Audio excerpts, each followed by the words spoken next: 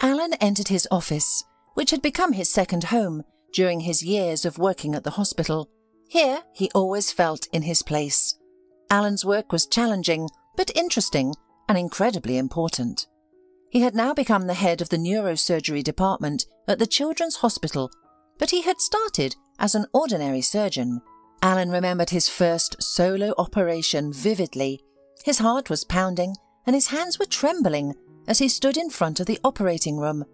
As a young doctor who had just finished his internship, he was afraid of making a mistake. It felt as if the 8 long years of study had been in vain.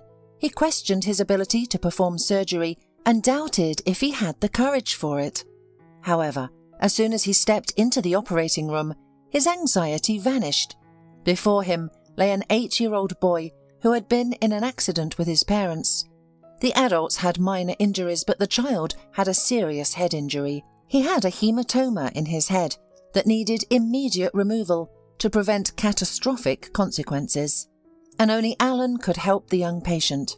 At that moment, the young surgeon felt a surge of confidence. The fear had dissipated, replaced by a clear plan of action in his mind. The team awaited his instructions, and with a nod, they began the operation. They worked together seamlessly, like a well-oiled machine. Everything went smoothly, just like in a textbook. The boy recovered quickly after the operation. Alan often smiled as he observed the little patient running around the hospital corridors with other children. The child had a long and happy life ahead of him. It was a relief to see that, but the thought of what could have happened was terrifying. Alan often wondered, what if that first operation had been a failure? Success in surgery was not always solely in the hands of the doctors. With more experience now, Alan knew that sometimes the gravely ill could be healed, while others, with seemingly less critical illnesses, would sadly pass away. The reasons behind these outcomes remained a mystery. Perhaps higher powers had their own plans for each individual.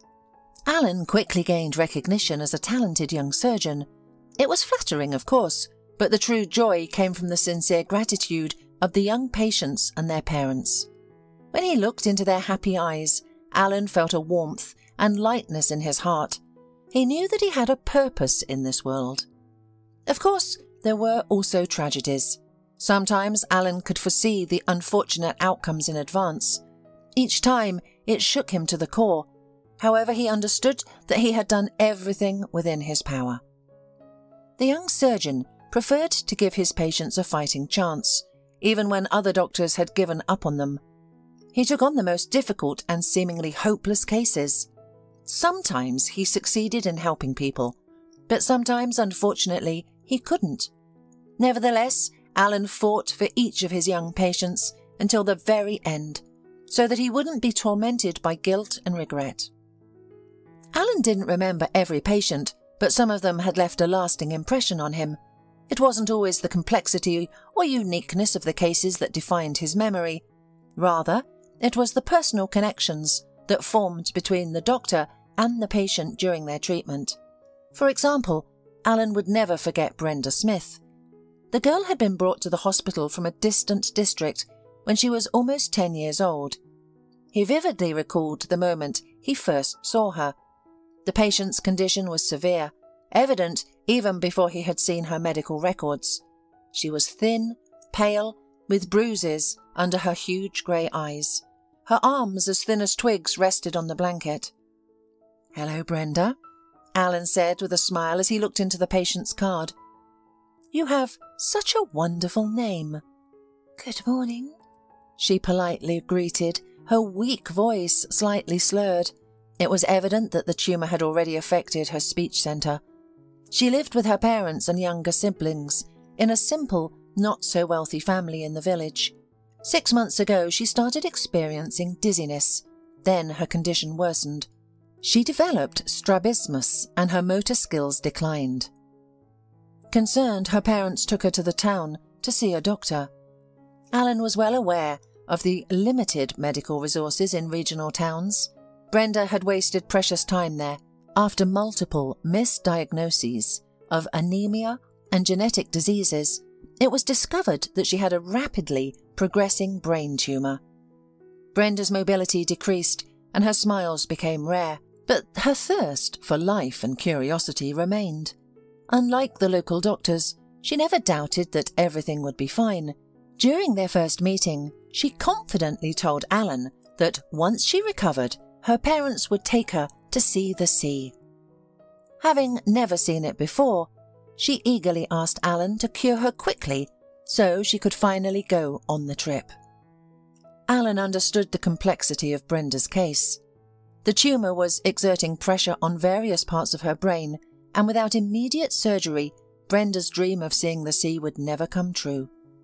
It took several days to prepare for the operation, during which Alan and Brenda developed a genuine friendship. Every morning, Alan visited Brenda's room, taking the time to chat with the cheerful patient. "I had a dream today," Brenda shared with her favourite doctor. "I was riding a dolphin. Can you imagine? Its back was smooth, and I was holding on to its fin while it smiled. When I go to the sea, I'll see dolphins, won't I?" "Of course," Alan nodded, determined to make Brenda's dream come true. The entire staff adored Brenda. Who wouldn't? She was sincere, open, and bravely endured her misfortune. She obediently took bitter pills and endured painful procedures without complaint. Other children, even older ones, would be frightened and cry, but not Brenda. She was curious about everything. Brenda bombarded Alan with questions. "How do you diagnose someone's condition through blood? What's that thing hanging around your neck? Is it a stethoscope? How do you perform brain surgeries? Isn't the skull hard?" Alan carefully answered each question, choosing his words to make them understandable to a 10-year-old. Brenda eagerly absorbed every word, her grey eyes burning with curiosity. Alan's heart ached at the sight of this tiny child, unable to walk or even sit up, with a weak voice and a thin body. What kept her soul alive? And yet, how much energy and curiosity she possessed. One of Brenda's questions caught Alan off guard. "Why did you decide to become a doctor?" she asked one day. The man smiled, feeling a bit embarrassed. Brenda unknowingly took him back to the past, to the most difficult and terrifying period of his life. Alan was 14 at the time, and his brother Paul was 8. Alan adored his little brother, but it wasn't love at first sight. Initially, Alan couldn't understand why his parents needed another child when they already had him. He was a perfect child, excelling in his studies, keeping his room clean, and obeying his parents. So why did they need this little intruder, demanding all their attention and energy? It was painful for Alan to see how his mother smiled at Paul's every gesture. "Oh, he's smiling. That's so cute. Look, Paul turned over on his tummy by himself. Paul is already holding a rattle in his hand." Alan was fed up with his mother's adoring reactions to every little gesture of his brother. So what if he can hold a toy? Alan, who had won first place in a school race, felt ignored by his parents' lack of praise. The baby's cries irritated him to the core. Alan, who used to enjoy spending time in his cosy room with books, found himself avoiding his home and instead running around with other boys in the yard to escape the sound of his brother's wailing. It seemed like Paul had taken away his previously happy life and his parents' attention. But as Paul grew up, everything began to change. The little boy started to look up at Alan with a gaze filled with trust and admiration. At first, Alan tried to ignore it, until one day Paul burst into tears when his tower of cubes fell apart. Alan fixed the situation, not out of pity or love for his brother, but simply to prevent his crying. Paul gave him that look again, and Alan couldn't help but admit that Paul clearly believed that his older brother was all-powerful. Since then, something had changed. Alan started developing a genuine interest in his brother. Playing with the baby and helping him explore the world made him feel strong, intelligent and responsible. As Paul grew up, he transformed from a chubby baby into a quick boy who loved playing yard soccer and excelled at climbing fences and trees. Alan was proud of his brother's agility and energy. Trouble came unexpectedly. Shortly after Paul started second grade and showed his talents in physical education, he even made it onto the local swimming team, passing a tough selection process effortlessly. Alan's heart filled with delight. Many of his friends had wanted to join the team, but couldn't make it, even after training specifically for it. One day, Paul was taken to an away competition, even though he hadn't trained much yet. Unfortunately, the bus carrying the young athletes got into an accident on the highway. The coach always made sure everyone was properly fastened before the journey began. However, it turned out that mischievous Paul unbuckled his tight belt to move about freely. The accident wasn't too serious, and most of the passengers only experienced a slight fright. However, Paul was unlucky. Since he wasn't wearing his seatbelt, he was thrown from his seat and hit his head hard against the wall. Paul didn't feel anything and immediately fell into a coma. He was quickly transported to the nearest hospital and connected to various sophisticated machines. The battle for Paul's life had begun. Alan vividly remembered those days. His parents were pale and silent. His mother frequently wept and incessantly called the hospital to inquire about her son's condition. Paul had undergone multiple surgeries, each time fueling Alan's hope for a positive outcome. The surgeons seemed to him like gods in their white coats, exuding intelligence and near omnipotence. But despite the passage of time, Paul remained unresponsive. On that day, Alan's parents were at the hospital for an unusually long time. When his father finally brought his exhausted mother home, Alan immediately understood the heartbreaking truth. Paul was gone. Adapting to this reality proved immensely challenging. The grieving parents had changed deeply. His father was rarely at home, disappearing for work and returning home intoxicated and aggressive. His mother seemed oblivious to her surroundings.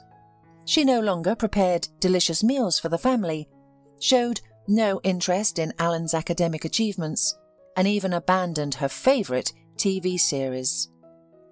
She moved through life like a machine, burdened by some heavy duty. Alan felt an almost physical pain from the inability to converse with his brother, to gaze into his curious blue eyes. He yearned to share his thoughts with someone, but his friends would not understand. His father was always absent, and his mother remained indifferent. Thus, he bore the burden alone. Initially, Alan harboured anger towards the doctors. Why couldn't they save his brother? After years of studying, were they unable to cure him? Perhaps Paul had simply been unfortunate to fall into the hands of these inept doctors. If only there had been a different, competent doctor, they could have saved him. The anger within the teenager grew stronger with each passing day.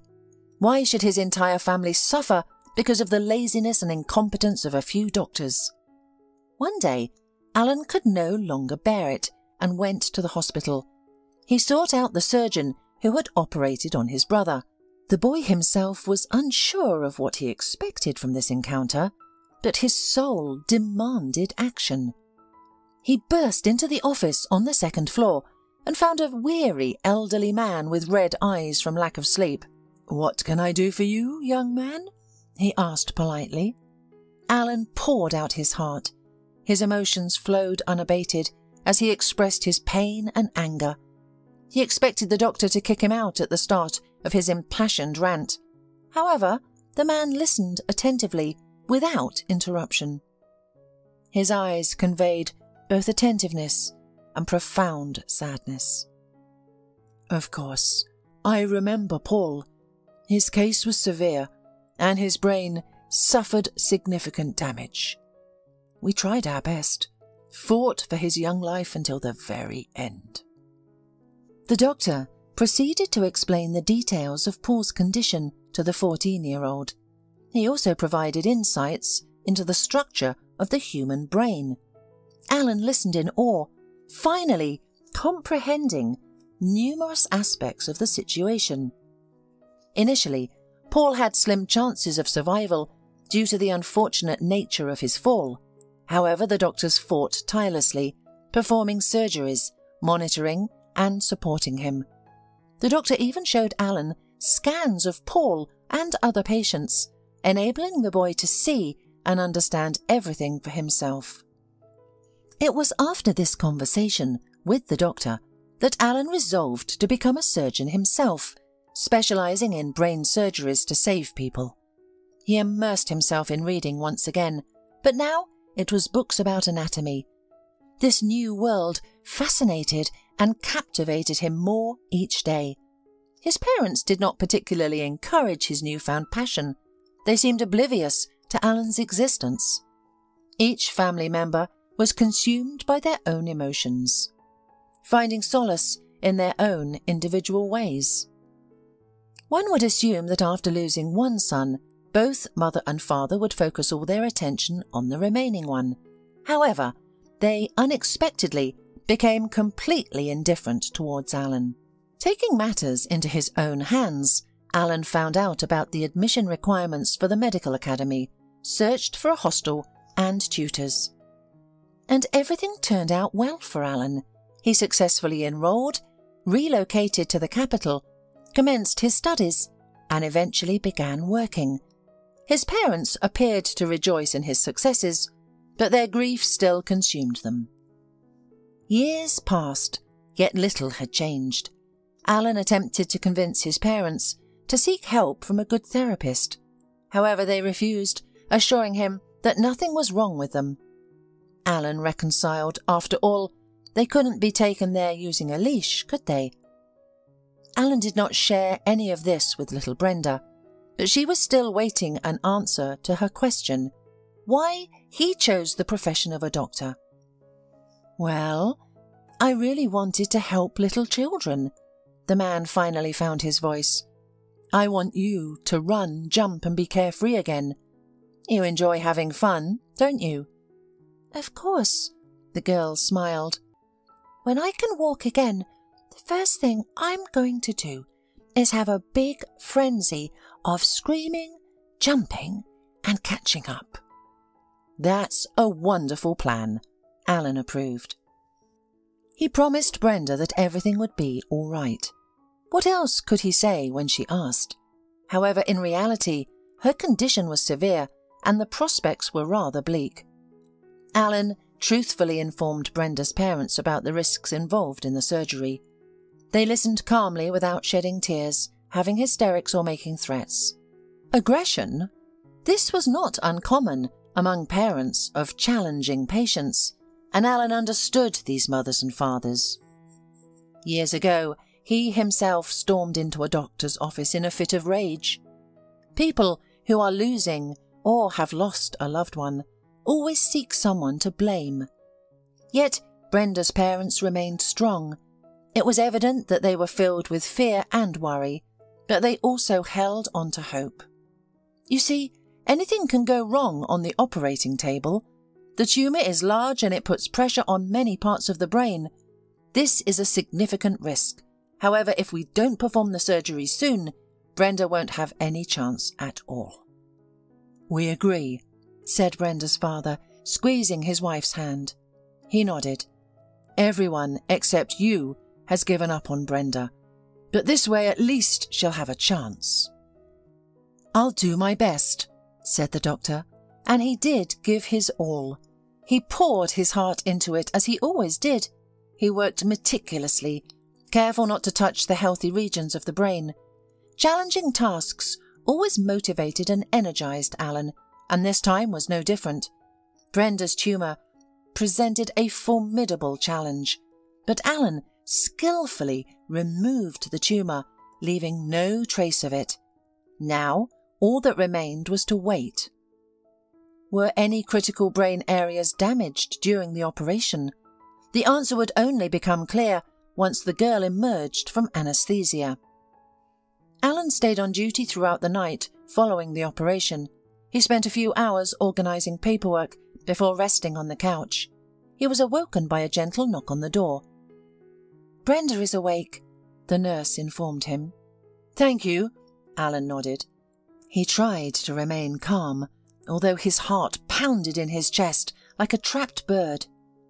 Brenda was laying on the bed, just as she had before the operation. Alan immediately recognized her curious eyes and breathed a sigh of relief. Brain surgeries often change people drastically, sometimes rendering them profoundly disabled. "Well, baby, you're a real hero." Alan sat down on the edge of her bed with a smile and, stroking her hand, asked the usual questions. If she had a headache, if her vision was double. Brenda answered, and her speech was no longer slurred. Of course, she was still weak, but it was only temporary. With every day, Brenda grew stronger. Just a week after the operation, she had already started standing up. How thrilled she was to be able to move again. Brenda had spent months confined to her bed, and now she could move freely. It was nothing short of a miracle. "I can run, jump, dance!" The little girl shared her joy with Alan. "And when my mum and dad take me to the sea, I'll learn to swim there, and maybe even swim with a dolphin, just like in my dream. Oh, I didn't tell you. I dreamt about a dolphin while I was under anaesthesia. I wasn't even the least bit afraid of it." Alan smiled. "But be careful not to run too fast. You're not ready for that yet." "But I want to," argued the girl. "Your corridors are so long and wide, it's as if they were made for running." Soon Brenda made friends with children from other wards and became their little leader. Alan would scold her occasionally, just for the sake of maintaining order, but in reality it was good for Brenda. A moderate amount of activity accelerated her recovery. After the operation, Brenda needed to work on her finger dexterity, and children's arts and crafts were perfect for that. When Alan mentioned this to her parents, they immediately brought her various materials: cardboard, scissors, clay, glue, paint. Now Brenda was creating a lot. As Alan passed by her room, he often caught her in the midst of creating another masterpiece. She had started drawing and improved with each passing day. Her fine motor skills were developing rapidly. Alan couldn't be happier for Brenda. This child had very little chance of survival, let alone a full life. All the other doctors had given up on her, but he took a chance. And what a result! Brenda would live. It was truly a miracle. Cases like Brenda's gave Alan the strength to keep working and endure the failures that, though not frequent, still occurred in his practice. Some patients were beyond help. Alan took each loss to heart, despite it being unprofessional. Stories like Brenda's were a source of support, encouragement and inspiration. On the day of her discharge, Brenda looked a little sad. "I'm going to miss you," the girl said, glancing at her doctor. "We've become such good friends, and now we have to say goodbye. It's so sad." "I'll miss you too," Alan admitted. Brenda's words touched him and filled his heart with warmth. "But I hope you won't need to see doctors often in the future." "Doctors are the best people," Brenda declared fervently. "I've got a present for you." Saying this, she took out a small box from her purse. It was a cardboard box, covered with shiny foil and decorated with tiny roses made of red paper. "What a beauty!" Alan marvelled. He was truly impressed with the creation he had received. The girl's fine motor skills were impressive. Not everyone could build such a box. It was surprising how quickly she had recovered. "I made it specially for you," Brenda admitted. "It took me 3 whole hours. Do you like it?" "Very much." Alan nodded seriously. "This box will take an honourable place in my collection. Here, look." With these words, he walked over to the shelf. Brenda was not the first little patient who had thanked the doctor with a handsome gift. Alan had a good rapport with children, so he had quite a collection of these creations. He kept the children's creations carefully and cherished them. The little patients put so much effort into pleasing him. These cute things had a special energy. Alan placed Brenda's box in the very centre. "Well, good luck to you," Alan smiled in farewell. "We'll see each other again some day," Brenda promised. "Better not." These words Alan uttered when the door had already closed behind the girl and her parents. If they saw each other again, it would mean only one thing. The disease had returned, and Alan didn't want that. However, he could not imagine how fate would bring them together once more. 20 years had passed since Brenda's discharge. A lot had happened in Alan's life during that time, both good and bad. The man lost both his parents in the same year. His father was poisoned by cheap booze and had completely collapsed by then. Only his mother somehow helped him to keep a human face. Alan had tried many times to treat his father, putting him in hospitals, but it was all in vain. Doctors are powerless if the patient himself does not want to recover. And his mother had a heart attack soon after her husband's funeral. Alan realized that both parents had never coped with the loss, could not move on, and even Alan couldn't help them. As for Alan believed that it was his work that pulled him through. Every child's life he saved, he mentally dedicated to his brother. That's probably why the man was sure that Paul had come into this world for a reason. Thanks to what happened to his brother, Alan entered the medical profession and treated children. This thought was very supportive for the man. Alan felt the loss of his parents deeply. Even though they did not communicate much, the man always knew that they were people who loved him, always waiting for him and proud of him, and he was not ready to be completely alone in this world. During this difficult period in Alan's life, Debbie appeared. They met quite by chance at the birthday party of Alan's colleague. Alan noticed her at once, a tall, slender young woman with sad eyes, long wavy hair, thin hands with graceful fingers, high cheekbones, and for some reason, sad eyes. The man really wanted to unravel the mystery of this silent beauty. Why was she sad? Somehow, he was immediately drawn to her. Summoning his courage, Alan asked her to dance. Luckily, she agreed. It turned out that she was a cousin of Alan's colleague. The young beauty worked as an economist in an oil company. After leaving the party together, Alan and Debbie spent their time wandering around the city, sitting in cafes and getting to know each other through endless conversations. Soon they both realized that they couldn't imagine their lives without each other. Alan never expected to find someone so understanding, sensitive and loving, who could sense even the slightest change in his mood and knew how to cheer him up in any situation. Finding happiness in Debbie came as a complete surprise to Alan. Just holding her hand, looking into her eyes, and seeing her beautiful, warm smile was enough to make him feel completely happy. Alan eventually discovered the reason behind Debbie's sad eyes at the birthday party. Luckily for him, she had broken up with her boyfriend just the day before. Although they were already preparing for the wedding, Debbie caught the groom with another woman. Upon learning this, Alan silently thanked fate for such a gift. He and Debbie got married and fulfilled their dream of moving out of the city. They bought a wonderful house with a spacious garden, away from noisy roads and crowds. It was the perfect place to relax and unwind after work. The house had many rooms, and the couple planned to dedicate 3 of them to their future children. They both dreamed of having a large family. However, the first year of trying to conceive did not yield the desired results. The couple remained optimistic, knowing that it sometimes takes time. They felt like the miracle they were hoping for was just around the corner. But it didn't happen. The miracle did not occur the following year or in any subsequent year.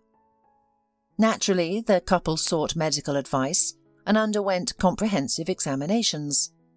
Debbie faced serious problems, and so years of treatment commenced. The woman dutifully followed all the doctor's prescriptions, never missed appointments, took medications, endured painful procedures and unpleasant examinations, all in the hopes of filling the empty children's rooms in their home. Yet nothing seemed to work. Alan was sorry for Debbie, and one day Alan decided to have a serious conversation with her. Maybe that's enough? You are sacrificing yourself, wasting time and nerves, and jeopardizing your health. I love you, and I don't want to see you suffer.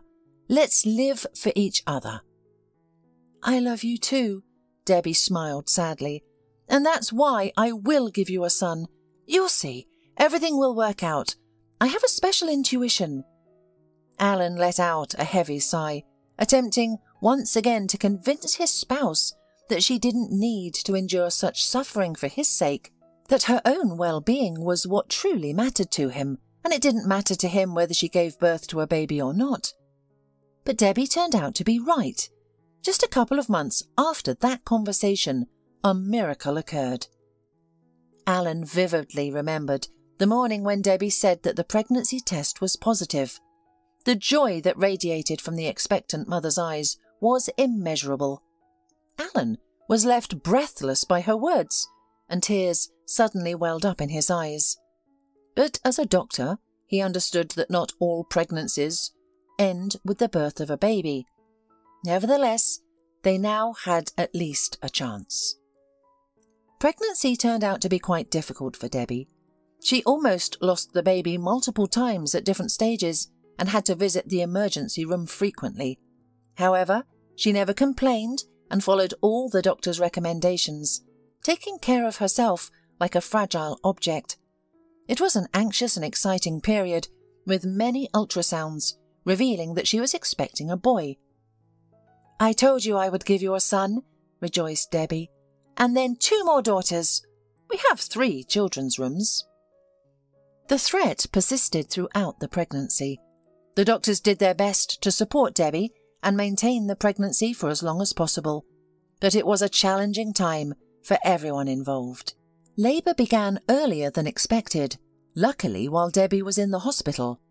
The baby was born weak and immediately placed in a special medical box for premature babies.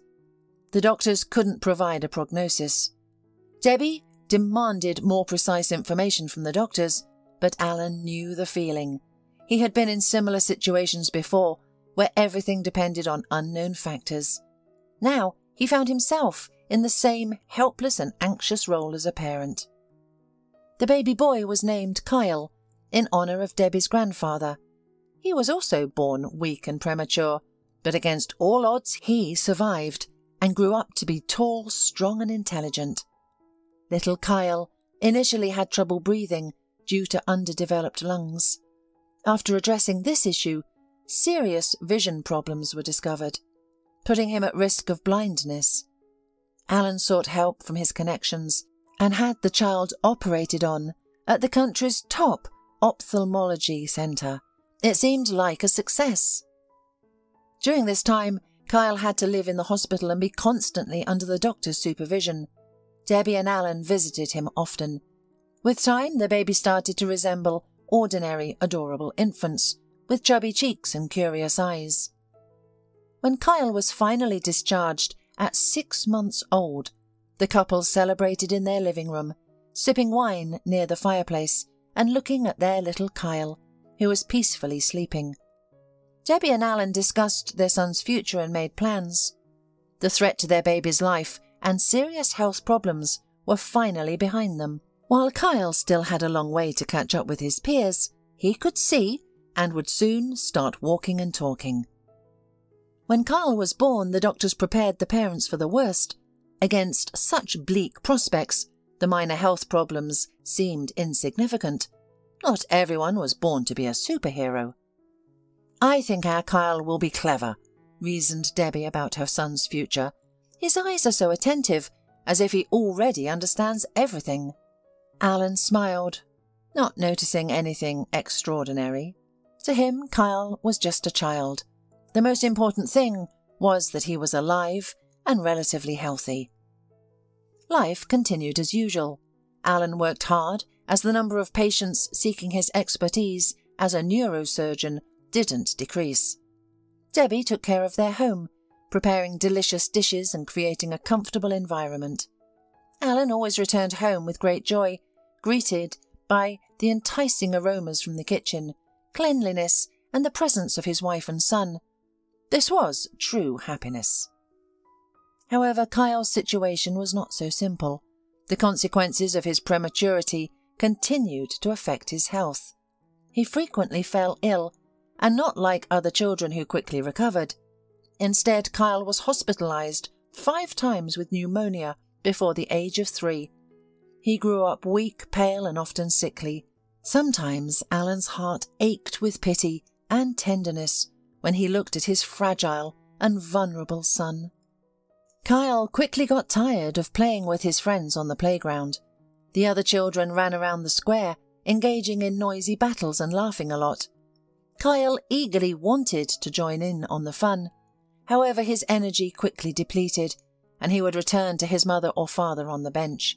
He would sit there for the remainder of the outing, watching his peers with longing. It was a sad sight. But Alan was confident that Kyle would outgrow this.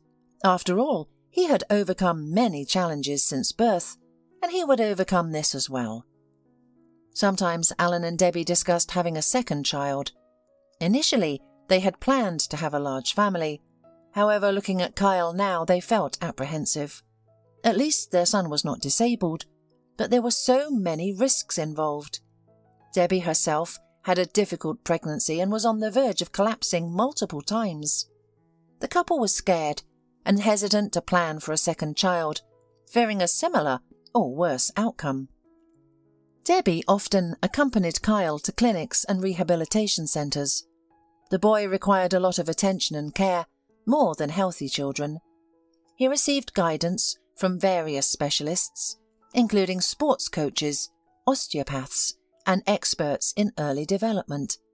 The results were evident, particularly in terms of his mental abilities. At the age of 4, Kyle could already read slowly and handle numbers up to 20 with relative ease. "Little genius," acquaintances would jokingly call him. Alan was proud of his son. It was a joy to witness his child's achievements. However, physically, Kyle remained weak. He couldn't even be sent to kindergarten due to his susceptibility to infections. Alan pushed away negative thoughts and reassured himself that the doctors were closely monitoring his child, finding no serious issues. Yet, Alan had a nagging feeling. He had encountered many children throughout his career and had learned to distinguish between ordinary children and those facing difficulties. Unfortunately, Kyle fell into the latter category. Alan kept his suspicions to himself, not wanting to burden his already worried wife. Perhaps she sensed it too. Trouble struck on New Year's Eve. Kyle stayed a bit longer than usual with his mother on the slide. The weather was warm and large snowflakes fell from the sky, creating a beautiful scene reminiscent of a New Year's card. Kyle didn't want to go home. Debbie agreed and allowed her son to play in the snow with the neighbouring kids. As usual, Kyle quickly grew tired and sat down on a bench closer to his mother. However, he refused to leave. He was sitting there with a smile, watching his peers build a snow fortress. But then the boy didn't have the strength to return home. Debbie carried him to the porch, as she always did. Kyle was only 4.5 years old, but he weighed as much as a 2-year-old. By evening, Kyle's temperature had risen.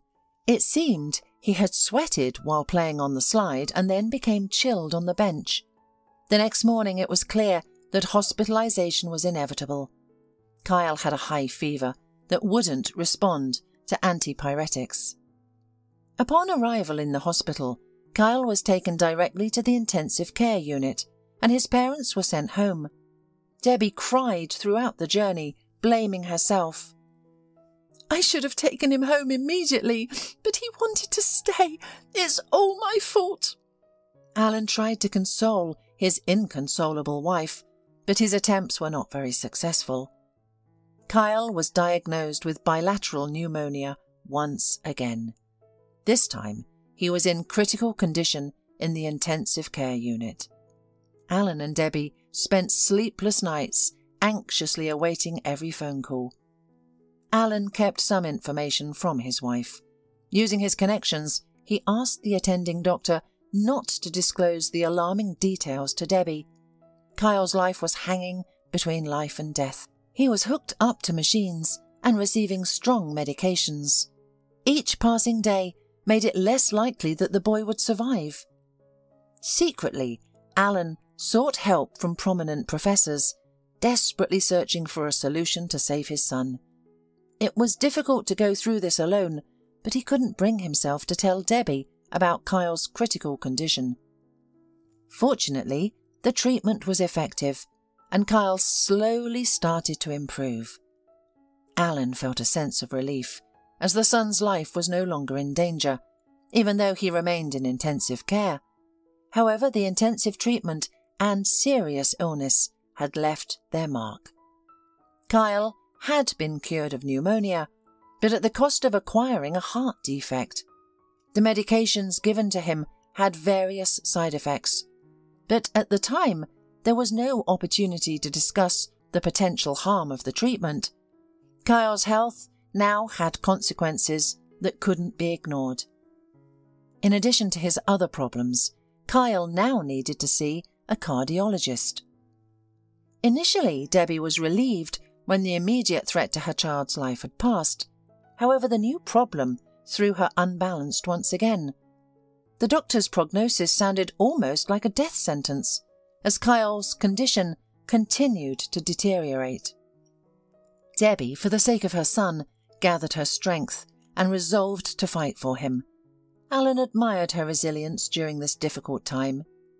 She had to stay by Kyle's side in hospitals, follow the doctor's numerous recommendations, and manage a strict schedule of physical exercises, medications, and constant monitoring of his heart rate. These responsibilities kept Debbie's mind occupied and prevented her from succumbing to despair. She was determined to move forward and fight for her son. Unfortunately, Debbie was unaware of the complete truth. Kyle needed surgery. It was a complex and lengthy procedure that had been postponed. Debbie believed it was because of her baby's weakness from the previous pneumonia. In reality, no surgeon wanted to take on such a high-risk case. Alan knew that the chances of Kyle surviving the long operation were slim. He had sent his son's medical records to various medical centres and clinics, even those abroad. The responses he received were all similar. Alan realised that without surgery, his son's condition would continue to deteriorate, and they, as parents, could only watch helplessly. Coming to terms with this reality was difficult. Though no one could provide an exact timeline, Kyle's life expectancy was limited. Maybe a year or two, but no more than 5. However, surgery was a tremendous risk for Kyle. It may not help, and could even hasten the end. The boy might not wake up from anesthesia, and the delicate manipulation of his small heart required the highest level of expertise. No surgeon was willing to take on such responsibility. Alan felt hopeless. Losing his son and fearing for his wife, he knew that if the worst happened to Kyle, Debbie would struggle to bear the pain. That evening, Alan was sitting in his office, trying to catch up on work after a long day. He didn't rush home since there was no one waiting for him there. Debbie was once again with Kyle in the hospital, ensuring he received supportive therapy. Unlike Alan, his wife still held on to the hope that everything would turn out fine. She remained unaware of the true severity of the situation. The letters on the report danced before his eyes, and he couldn't concentrate. Exhausted from the day and consumed by worry for his son and wife, Alan decided to call it a night. Before heading home, he would have a cup of coffee to keep himself awake during the drive. As Alan made his way to the coffee machine at the end of the corridor, he spotted Jonathan, a colleague and long-time friend from the cardiology department. Jonathan had done his best to help Alan during this difficult time, using all his connections. Alan was grateful for his support. "Hello?" Jonathan approached Alan, holding a cup of steaming Americano. "What are you still doing here? Why aren't you home?" Working hard, Alan replied with a smile. Good. I have great news for you. I intended to tell you tomorrow, but since you're here, I'll share it now. Your Kyle has a real chance of recovering. Alan looked at Jonathan with a mixture of hope and scepticism. He wanted to believe, but he had experienced disappointment before. There is a young cardiac surgeon working in University Clinic. She graduated from the medical academy not so long ago, but she has already gained experience. She cooperates with foreign clinics, is fond of scientific work and innovations. It's a mystery how she manages to keep up with everything. This doctor specializes in children, and she's already helped some patients with severe heart defect. Strange. Alan was surprised. It turns out that she is a star in the world of medicine. But why don't we know anything about her? She's a rising star. Her fame is still ahead of her, and very soon everyone will know about her, Jonathan assured confidently. I contacted her and sent her Kyle's story. I haven't even told you anything, so you wouldn't get your hopes up. I can see how hard it is for you. But tonight she sent me a reply that she was ready to take Kyle for surgery. And you have a meeting the day after tomorrow. I've already agreed with the chief. They'll let you go. You'll fly to her. Everything will work out. She is very talented, and she already has a lot of experience, so don't look at her age. And so, 2 days after this conversation, Alan was sitting in front of the office of Dr. Smith, the young female surgeon who was to save his son.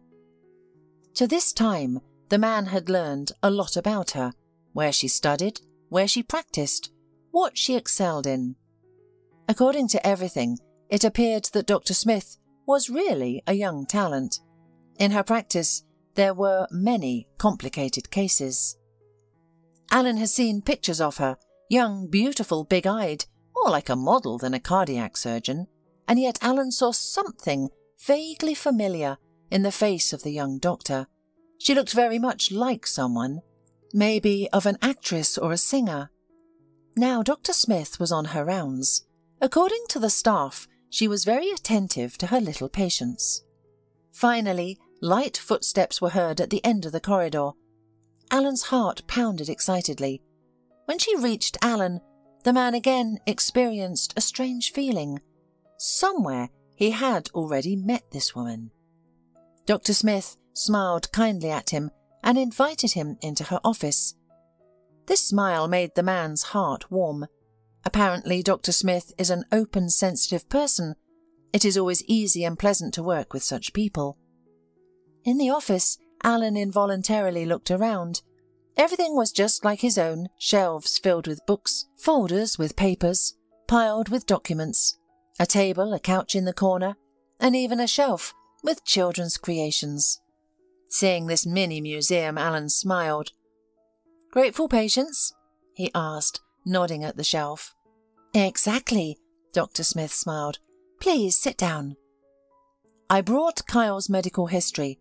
Alan handed the young doctor a puffy folder with documents. "Your colleague has already mailed it to me. I familiarized myself with your situation, and even the treatment plan is ready. I can't say it will be easy, but I think we can manage. In my practice, there was a similar case, only with a girl, and she was even older than your son. She's fine now. Believe me, we'll do everything possible and impossible for Kyle." Alan asked Dr. Smith questions about the treatment, and she answered in detail, thoroughly, thoughtfully. The man quickly realized that he was facing a professional, an innovator. It is such people who move medicine forward. This girl has a great future. She will save more than 100 lives. And even more, because her methods and schemes will be used by other doctors. On top of everything else, Dr. Smith turned out to be an incredibly pleasant person. She looked at Alan with sympathy, tried very hard to support him, to cheer him up, understand how hard it was for him. When the formal questions were over, Dr. Smith suddenly asked the man an unexpected question. "Don't you recognize me at all?" Alan looked more closely at the young cardiac surgeon's face. Those grey eyes of hers. Your eyes, they look very familiar, Alan admitted. But I can't remember where we've met before. No wonder, Dr. Smith smiled. It was so long ago, after all. I was barely 10 years old then. I'm Brenda Smith, one of your patients. So that's it. Alan slapped his palm on his forehead. Well, of course. I'm so glad you're doing so well. Thanks in part to you, Brenda smiled. You saved my life back then. They didn't want to take me on. They had already written me off. My dad told me about it later. I will do everything to save your son. It's amazing what fate has decreed. Now Kyle will become my patient. It's no accident. I believe in signs. We surgeons are superstitious. Well, you know that. Yes, I do. I believe in signs too. That's how fate works. Now I find myself in your parents' shoes. It's scary to imagine, but don't worry, everything will be fine. Soon after that conversation, Kyle was transferred to the hospital where Dr. Smith worked.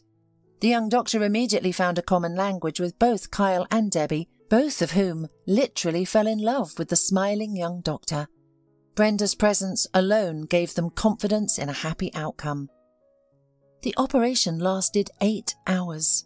During that time, Alan and Debbie could not find a place for themselves. First, they sat in the hospital, then wandered around the neighbourhood of the medical centre. After a while, they couldn't even remember how they filled the agonising hours of waiting. Alan held Debbie's hand tightly. Her palm was cold, just icy, although May that year was hot and sunny. Alan impatiently took out his cell phone from his pocket every minute, twirled it in his hands, flipped through the news feeds. He was waiting for the call. And finally, the long-awaited call came. Everything went well. Brenda's tired voice sounded on the phone. It was hard, but we managed. Well done, your son is a hero. Details tomorrow, I have to go. Alan slumped helplessly on the bench. A smile played on his face. And his wife immediately understood everything. After the surgery, Kyle and his mum stayed at the clinic for further recovery, and Alan had to go back. His patients were waiting for him in the capital. A lot of work had accumulated during his enforced absence, but Alan was not frightened by that, especially now when everything was well with Kyle. Before his departure, he visited his former patient to express his gratitude. Brenda was sitting at the table, hastily writing something. When she saw Alan, she smiled and took a break from her urgent task. Brenda, I don't even know what to say, Alan said, taking a seat across from her. You saved my son. You saved all of us. I can't find the words to express how grateful I am. I was just doing my job, Brenda shrugged. Consider us even. Did your father take you to the sea? Alan suddenly asked. He had been curious about this for all these years. Yes, Brenda smiled warmly. It was a wonderful trip. It was the first time our family went to the sea together. We swam, sunbathed and sat in cafes every day. They truly cared about you, Alan praised. Back then, you needed positive emotions and sea air much more than medicine. Your parents have done their best for your health. I even got to swim with a dolphin, Brenda reminisced. Well, not in the open sea like in my dream, but at a dolphinarium. It must have cost my parents a lot of money. We didn't always have much, but that summer I felt like the whole world revolved around me. Well, you deserved it, Alan said seriously. You were a true hero, weren't you? We all marvelled at how resilient you were. Not all kids have that kind of strength. Do you remember that box I gave you at your discharge? Brenda asked. Of course. It still holds a special place in my collection on my shelf. Whenever I see it, I think of you. That little girl with big eyes and a cheerful spirit. Have you seen what was inside? Brenda inquired. Inside? Alan was surprised. I didn't even realise there was anything inside. Oh, so you've never opened it? Brenda's eyes lit up like two torches. When you come back, you must open it. Of course, I can't wait, Alan responded truthfully. And now Alan was standing in his office, holding the very box adorned with paper flowers. The lid was secured with a small homemade lock that was difficult to manoeuvre with his thumbs. At the bottom of the box lay a picture of Brenda, smiling. Her long blonde hair was styled in curls, pinned beautifully to the side, and her lips were lightly touched with pink lipstick. Brenda wore a sky blue dress with short sleeves that day. The illness was already evident, with dark circles under her eyes. But Brenda beamed at the camera, clutching a bouquet of scarlet roses to her chest. It was probably her favourite photo, where she looked like a princess. Girls always love such things. Alan smiled. The little girl in the photo had so much ahead of her. A serious illness, a long treatment journey, and ultimately victory. The long-awaited voyage to the sea, swimming with dolphins, education, work at the hospital. But on that day, Brenda had no idea what lay ahead. She was just a little girl, dressed up, beautiful and full of happiness. Alan turned the photograph over and, as expected, there was a message on the back.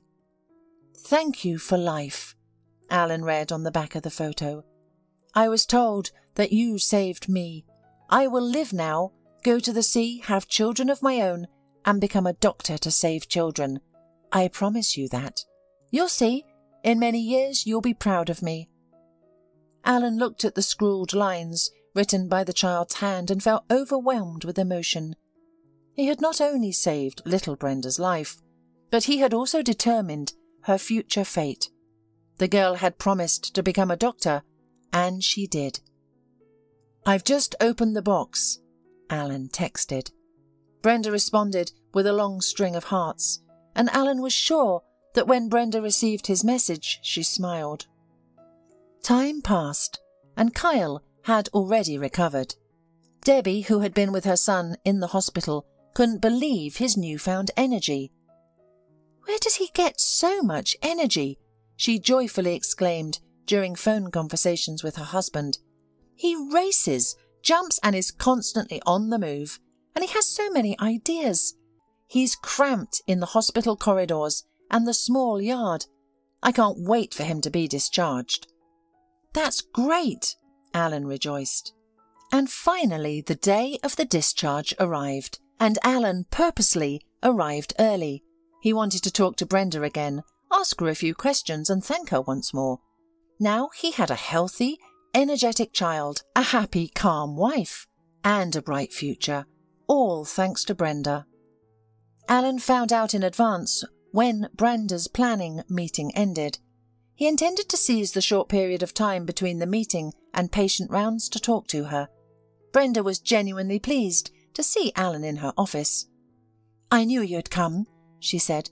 "Let's go to my office. I'll update you on Kyle's progress and outline a plan of action. Would you like some coffee? I have a box of cakes." Alan nodded with a smile. They sat in Brenda's office enjoying coffee and delicious eclairs, conversing like old friends. "Your boy is good now," Brenda rejoiced. "I didn't expect such a great outcome. I thought he would need another operation, but his body coped and recovered. For the first couple of years, he should avoid excessive exercise, but regular physical activity is important. Your wife knows the details. Once a year, you should have Kyle see a cardiologist for an ultrasound and cardiogram. And that's it. Kyle can lead a completely normal life." "It's like a miracle. Kyle hasn't led a perfectly normal life since birth." His problems were largely due to his cardiac condition, which was difficult to detect. Numerous illnesses triggered the progression of the disease, and it was finally discovered. But now, everything should be back to normal. "Thank you, Brenda. But tell me, how did you achieve all this?" "I can be very goal-oriented," Brenda grinned. Brenda's goal was formed as soon as she learned from her parents that she was on the verge of life and death. Her mother and father supported her, but soon lost all hope after repeated denials from doctors, who claimed that any medical intervention was futile. Then, unexpectedly, a courageous surgeon agreed to perform surgery on Brenda. He did not provide any prognosis, but assured them that he would do everything in his power. Brenda's parents had no other option, thus they agreed to the experimental procedure, giving their eldest daughter a small but precious chance of life. When it became evident that Brenda was recovering, her father joyfully revealed the truth to her. "So if it hadn't been for Dr. Allen, I wouldn't exist anymore?" the little girl clarified, looking at the adults. "Yes, daughter," nodded her father. "He saved your life, and now I will pray for him always." Brenda's mind was overwhelmed by what she had heard. She understood that babies are born, grow up, and eventually become old men and women. She knew that people, like their old neighbour or her father's grandparents, pass away. However, the concept of children dying had never crossed her mind before. "And you're not mistaken?" The girl seriously questioned her parents, her eyes filled with water. "Children haven't experienced life yet. They still have to study, and then have their own children. They can't die." That night, Brenda couldn't sleep as the injustice weighed heavily on her mind. She contemplated how sad and frightening it is. However, she also realized that she herself could have. It was her doctor who saved her. "I want to be like Dr. Allen," Brenda declared firmly. She spoke this phrase aloud into the emptiness and darkness of her hospital room. From that point on, Brenda had no doubts about who she wanted to become when she grew up. At first, her parents only smiled at her fervent declaration that she would become the world's best doctor and cure all children. But Brenda persistently pursued her goal. She watched medical channels, asked to buy anatomical books. Gradually, she began to understand the complex Latin names, studied the basics of genetics, and read chemistry textbooks from the local library. She became engrossed in medicine, finding it incredibly interesting and fascinating. Her parents tried to dissuade her from entering the medical academy, suggesting other options. But Brenda stood her ground. Medicine was her only choice. And Brenda succeeded. She got accepted into the medical academy and immersed herself in her studies. Every year, Brenda became more convinced that she had chosen the right path. She was a highly active student, reading a lot of additional literature and participating in various projects and programs.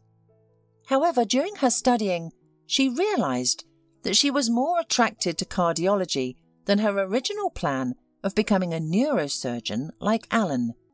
As a result, Brenda became a surgeon in the cardiology department. During her first operation, Brenda's heart pounded so hard that it seemed to echo through the entire operating room. She was nervous, but also immensely happy. Finally, she would be doing what she had strived for her whole life: saving people. As time passed, Brenda gained experience and also engaged in scientific research. She was particularly interested in complex and non-trivial cases. The gratitude of parents and the smiles of cheerful little patients warmed Brenda's soul. She felt that she was bringing goodness, joy and light into the world. It was not in vain that her favourite doctor had saved her all those years ago. "You see, it's an astonishing thing," Brenda reflected. "You saved me 20 years ago, which means that if it weren't for you, these children whom I saved would not have survived. That's incredible. I became a doctor. Some of your patients became teachers, engineers, drivers. All of them are doing good. All of them are doing something important and meaningful. That's how goodness spreads throughout the world. Alan looked at Brenda and smiled. He felt the same way she did.